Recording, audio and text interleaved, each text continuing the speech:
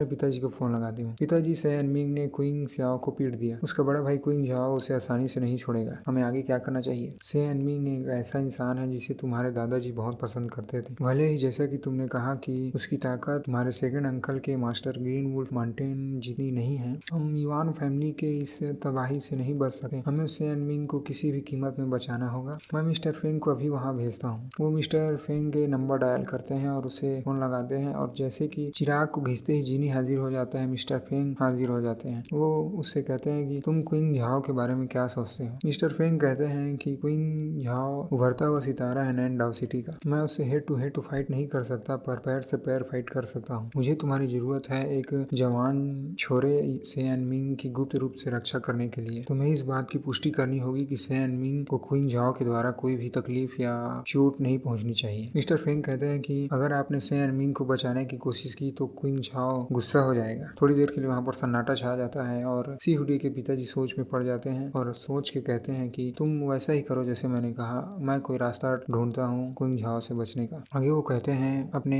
पिताजी, जो कि सी हुडी के दादाजी हैं, जो कि निपट गए हैं, कि पिताजी, मैंने जिससे सोचा था उससे पहले ही आप निपट गए। मैं अभी नहीं समझ पा रहा हूँ कि आपका क्या मतलब था कि सैन मिंग का युआन फैमिली से पीढ़ियों दोस्ती रहना चाहिए। इसके पीछे जरूर कोई राज होगा। फिर हमें क्विंग्स के यार्ड को दिखाया जाता है, घर का पिछवाड़ा। यहाँ पर क्विंग झाओ उस गोल्डन बॉय वाले लड़के का बड़ा भाई ट्रेनिंग कर रहा होता है। तभी उसके पीछे एक बंदा आता है और कहता है कि मास्टर, आपके छोटे भाई क्विंग झाओ को किसी ने स्कूल में पीट दिया। किसने पीटा?